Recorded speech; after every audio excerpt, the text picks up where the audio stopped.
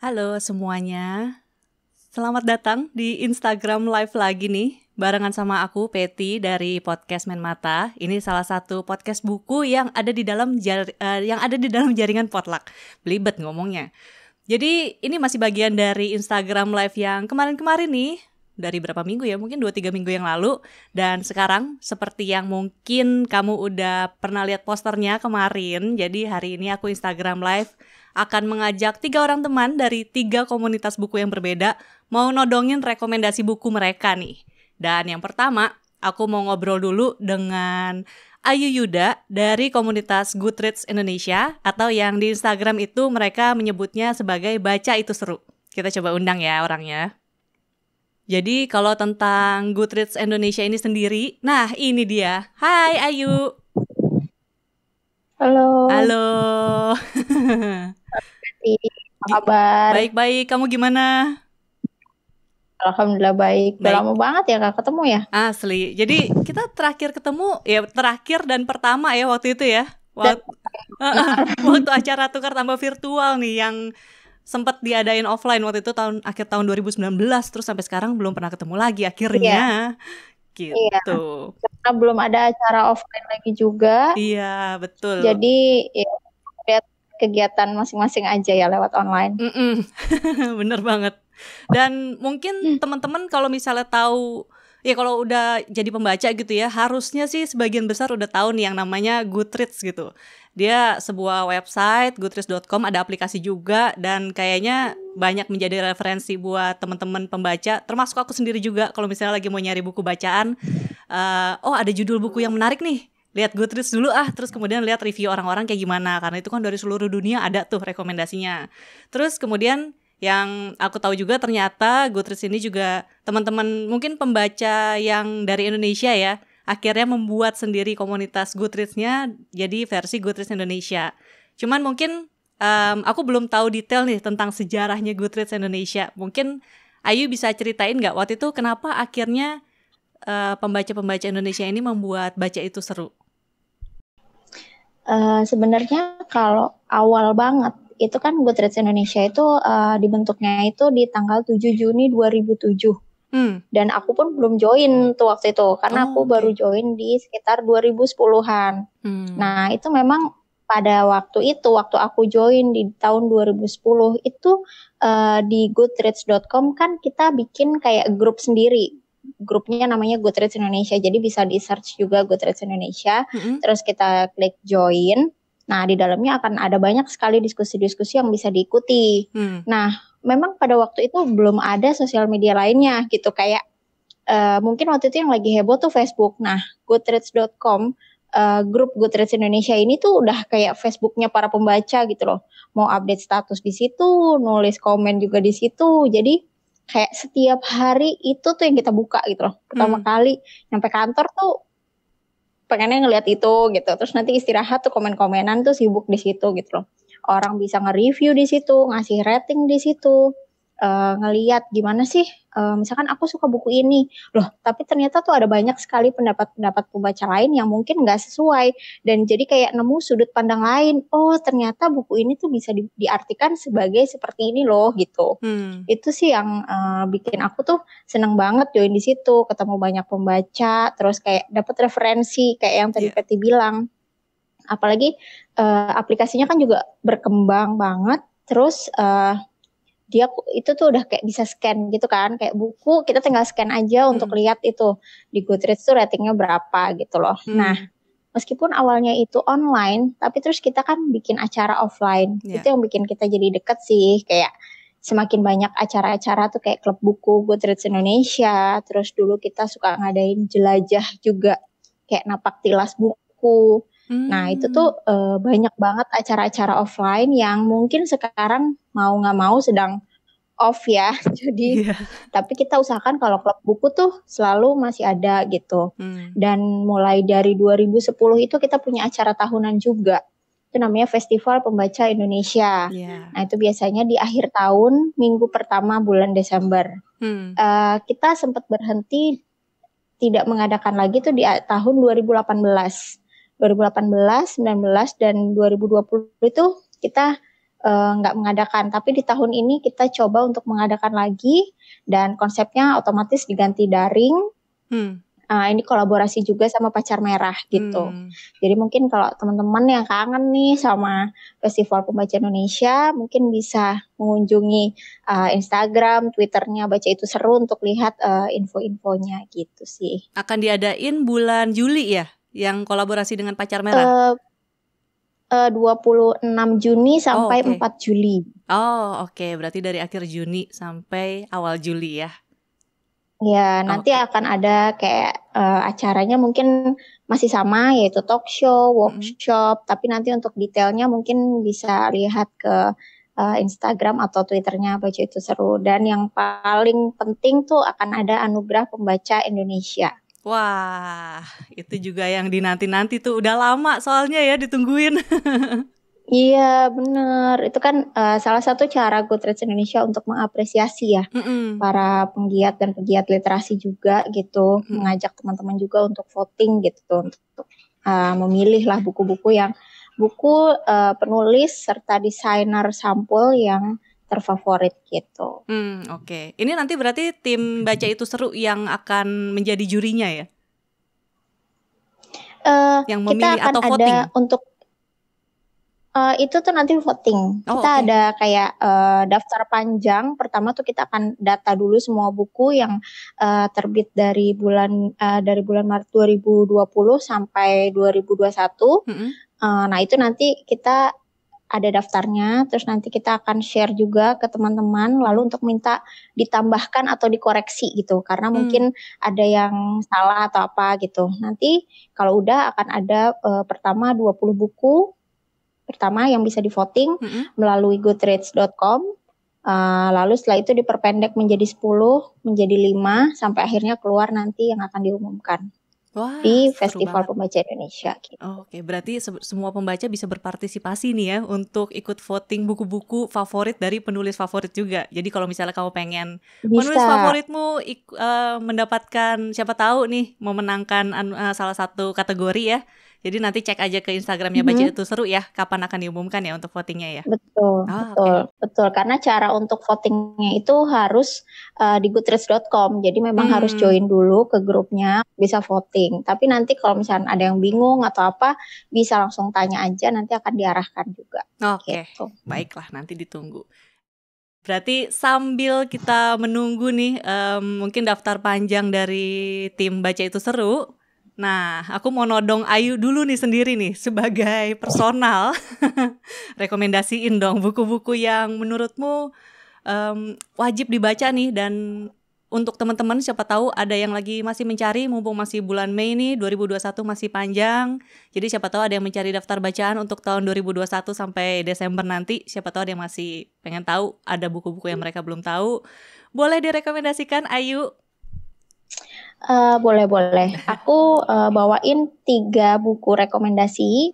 Ini campur-campur nih, karena kan buku banyak banget ya gitu. Dan aku kebetulan suka sekali baca fiksi, tapi suka juga non fiksi gitu. Cuman yang sekarang aku mau kasih tuh yang fiksinya. Itu ada 3 judul buku. Yang pertama judulnya Kisah Seekor Camar dan Kucing yang Mengajarinya Terbang. Itu karyanya Louis Sepulveda itu. Lalu yang kedua itu ada Mencari Simetri, ini karya lokal, penulis lokal dari Anita Ichani. Sama yang ketiga ini kayak novel grafis atau yang isinya gambar-gambar lucu gitu ya. Itu judulnya A Sloth's Guide to Mindfulness. Ini karyanya Ton Mak. Tuh. Mungkin aku mau kasih lihat cover-covernya kali ya. Boleh. Ini yang buku yang pertama. Iya, ini emang covernya gemes banget sih. Nah, tapi ternyata bukan cuma covernya yang gemes, ceritanya juga ngegemesin banget nih si kucing hitam gemuk ini gitu. Mungkin ini cukup tipis gitu ya. Jadi kalau misalkan hanya untuk baca di weekend bisa banget gitu. Dan karena tulisannya juga ngegemesin, jadi emang bacanya tuh kayak cepet dan enak gitu. Bahasa terjemahannya bagus, mengalir dan banyak sekali kata baru yang bisa bikin kita tuh jadi nambah pengetahuan atas kata-kata Indonesia, bahasa Indonesia juga gitu loh. Kayak mungkin bisa jadi bisa lihat ke KBBI gitu ya. Nah ini aku suka sekali ini. Kalau boleh diceritain sedikit ya? Boleh. Ini ceritanya ada kucing yang tinggalnya tuh kayak di pelabuhan di dermaga gitu, dan ada burung camar yang dia tuh kebetulan sedang sekarat saat dilihat si kucing ini. Terus kucingnya dipaksa untuk berjanji akan 3 hal, yaitu nungguin telurnya menetas, terus ngajarin anaknya ini terbang gitu loh. Padahal dia kan kucing tapi disuruh ngajarin anak camar terbang gitu. Ini tuh lucu banget gitu loh, gimana cara si kucing ini meskipun kayak baru kenal banget sama si camar gitu, ngelihatnya juga pas udah sekarat itu, tapi dia berusaha banget untuk menepati janji dia gitu. Dan itu tuh menurut aku yang sangat menghangatkan banget gitu. Jadi ini wajib baca. Dan sebenarnya buku ini ditujukan untuk remaja ya. Jadi memang bahasanya bisa dibilang cukup ringan juga gitu. Berarti itu bisa dibilang novela ya? Ya betul, karena pendek. Aku belum baca, tapi ini ya kalau ngelihat para bookstagrammer nih, ini cover bukunya udah berseliweran di para bookstagrammer, terus jadi penasaran banget, cuma belum baca. Sebel. Mungkin nanti bisa dicoba baca ya. Iya. Karena ini menarik sekali ini bukunya. Yang pertama. Terus tadi aku yang kedua tuh ada buku ini dari penulis lokal. Kebetulan ini aku bacanya digitalnya aja. Ini yang simetri tadi ya? Nah, ini judulnya. Ya, ini Mencari Simetri. Ini covernya cantik banget nih, bikinannya suku tangan. No wonder. Dan ini Anissa Ihsan ini sebenarnya biasanya menulis antara young adult atau teen. Dan ini adalah karya pertama di lini Metropopnya. Makanya aku tertarik banget karena aku suka sekali buku-bukunya yang young adult dan teen. Jadi aku pengen tahu gimana nih dia menuliskan Metropop gitu. Terutama karena Metropop itu biasanya itu cukup glamor ceritanya karena tentang pekerja gitu ya.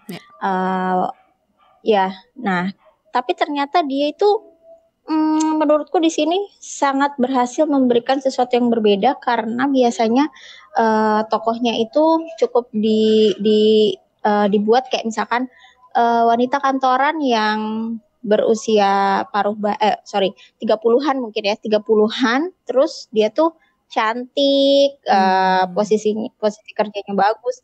Tapi di buku ini tuh dia tidak digambarkan seperti itu gitu loh. Bahkan secara fisik pun nggak ada sama sekali yang menyebutkan seperti apa dia secara gamblang tuh nggak ada gitu loh.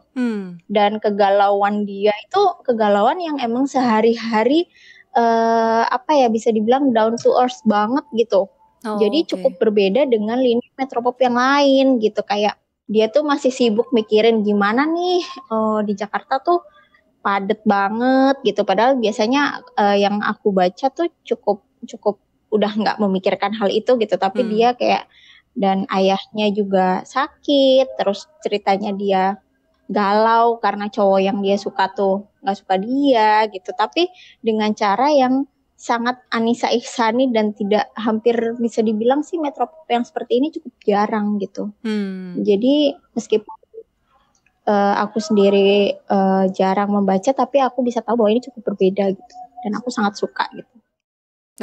Iya gitu. Sih. Memang biasanya kalau lini Metropop itu menggambarkan sebagian besar ya, nggak semua mungkin ya. Memang kehidupan ibu kota yang bling-bling banget ya. Betul gitu. Nah sedangkan yang ini tuh bisa dibilang sangat berbeda lah sudut pandangnya gitu. Tidak ada bling-blingnya gitu. Jadi menarik sekali gitu loh cara dia untuk ini gitu. Cuman memang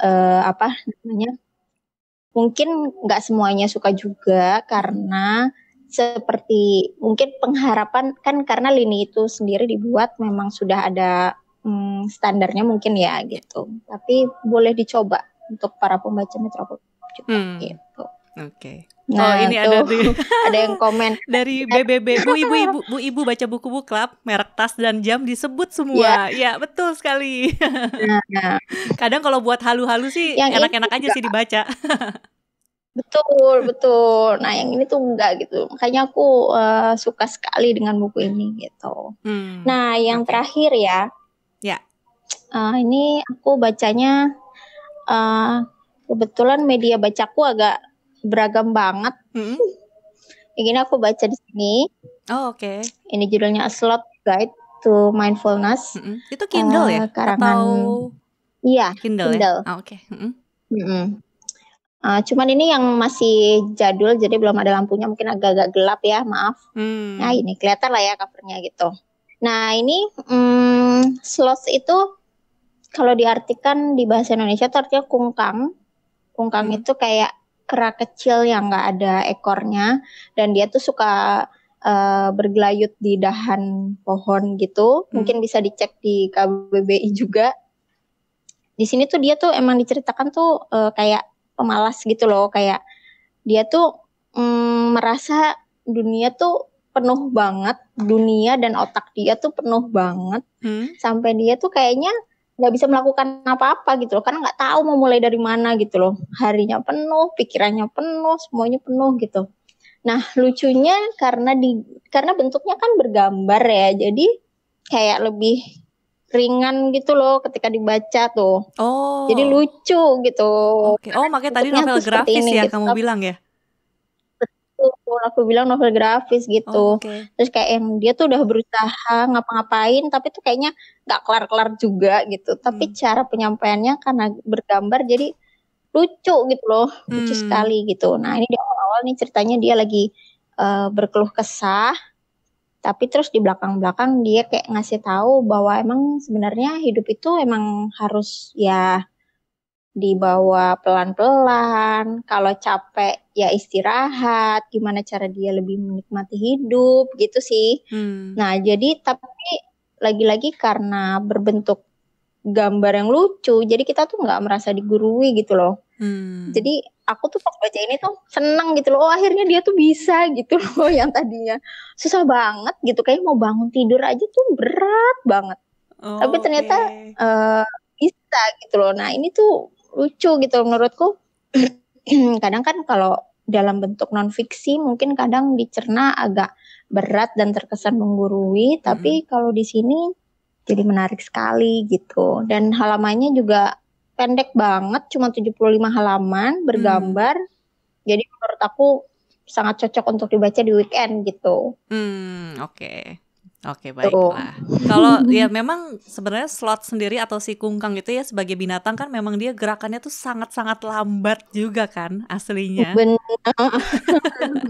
Dia tuh emang lelet banget gitu kan. Makanya mungkin di sini dia mengambil sosoknya itu sosok si kungkang ini gitu. Jadi memang kan ngebawa apa-apa tuh dia emang perlahan-lahan gitu. Jadi ya itu udah salah satu kunci dari untuk mindfulness itu, salah satunya mungkin bisa pelan-pelan dulu berjalannya gitu. Nah, itu mungkin rekomendasi dari aku untuk dibaca. Semuanya bisa dibaca dalam weekend.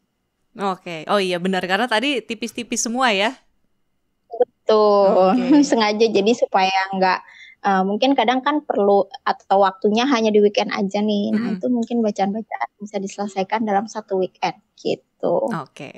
Oke, ini aku mau nanya satu-satu. Berarti tadi untuk yang buku karya Louise Sepulveda itu yang Seekor Camar diterbitkan oleh Margin Kiri ya, kalau nggak salah. Iya, betul. Berarti diterbitkan oleh Margin Kiri, tapi dia dalam ininya seri buku Pustaka Mekar, khusus untuk pembaca muda. Oke. Jadi dia kayak bikin lini baru gitu, khusus sastra untuk pembaca muda. Oke. Kalau mau beli bisa langsung ke Margin Kirinya berarti ya, kalau tertarik. Betul sekali, bisa. Oke. Kalau yang Mencari Simetri itu, tadi kamu bacanya di mana ya? Aku bacanya di Gramedia Digital. Kalau bukunya terbitan Gramedia Pustaka Utama. Lini Metropopnya ya? Iya, lini Metropop. Oke, baiklah. Kalau yang Sloth Guide ini? Ini aku bacanya di Kindle. Kindle itu suka banyak diskonan juga ya. Jadi kadang dia suka berseliweran juga. Waktu itu aku sih beli pas lagi diskon cuma $1,99 aja. Wah, lumayan banget. Oke. Harus rajin-rajin kayaknya setiap hari ngecekin ini. Iya, kalau nggak salah ini Hestia ya, dia juga kan suka pakai Kindle. Kalau nggak salah, dia suka ngasih tahu sih. Kadang suka di nge-tweet gitu, dia kayak, wah ini lagi diskon, terus langsung ngeracunin orang. Iya, benar-benar. Karena emang racun banget sih ini. Oke. Baiklah, kalau begitu, Ayu, makasih buat rekomendasi bukunya. Kemudian nanti ditunggu Sama-sama. ya untuk acara Festival Pembaca Indonesia yang daring nih, yang kolaborasi sama Pacar Merah. Kita tunggu aja infonya. Semoga lancar persiapannya. Amin. Oke. Terima kasih. Ditunggu juga ya nanti jadi peserta atau jadi pengisi acara, boleh? Oh iya, bisa dong. Kemudian berarti nanti selanjutnya mungkin kita bisa ngobrol-ngobrol lagi untuk di kedepannya ya. Ntar kita kabar-kabaran lagi. Oke? Oke. Terima kasih Peti. Terima kasih teman-teman.